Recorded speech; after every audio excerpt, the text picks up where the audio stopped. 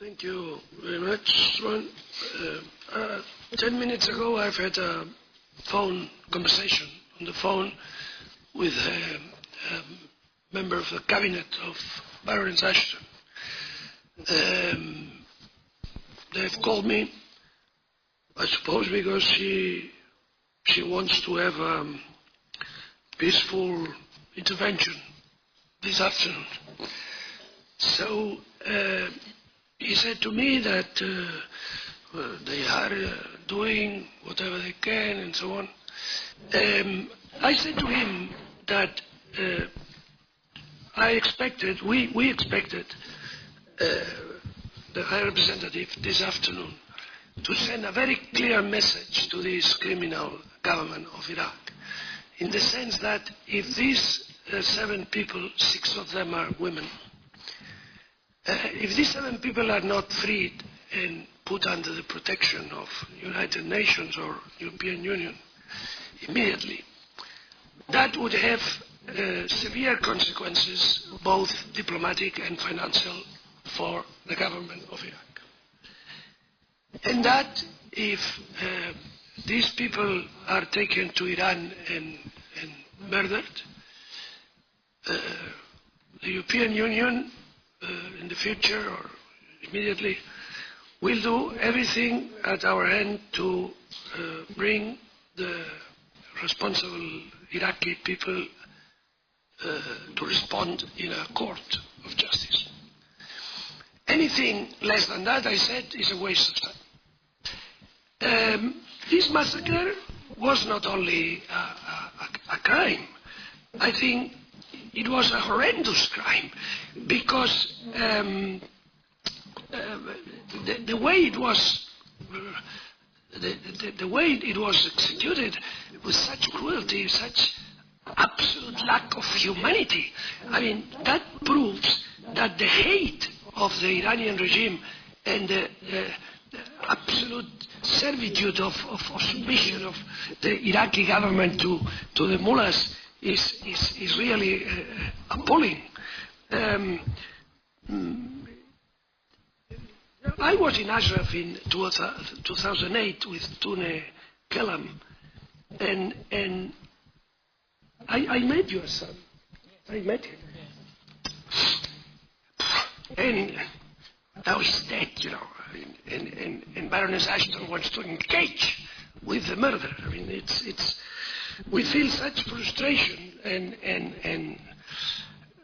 that not only anger, but we feel frustrated. And frankly, this is one of the saddest things, probably the most sad I've experienced in my political life. I concur with the historical leader of the opposition, Masoud Rajavi, when he says that in this attack to Camp Ashraf and the previous attacks in Ashraf and in Liberty on unarmed and defenseless people, the mullahs are giving a clear signal, a clear message to the rest of the world. They tell us where is the real and effective opposition to the regime. And of course, this is not at all a relief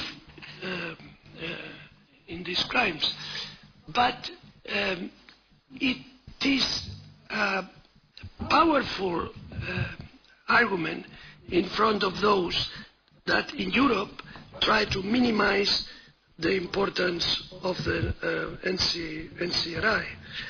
And now, after 2 years or 1 year and a half of continuous warning, 2 years? 2 years. 2 years. We have been 2 years. We have sent hundreds of letters. We have made numerous telephone calls. We have had conversations with the High Representative and her people. And nothing. I mean, and we told them they will be killed, they will be massacred. And there was one attack, and another attack, and another attack. And the reaction was so weak that at the end they have done what they did in 1st of September.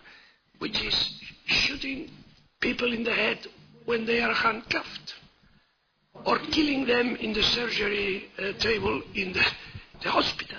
I mean, you must be really not human to shoot a man in the head when he's on the surgery table because he's wounded. I mean, this is something that takes us to the Yugoslavia war or to the Second World War in the Nazi camp. You know, it's incredible. And the only thing, Nazi, yes. So the only thing we can do here, unfortunately, because we cannot go to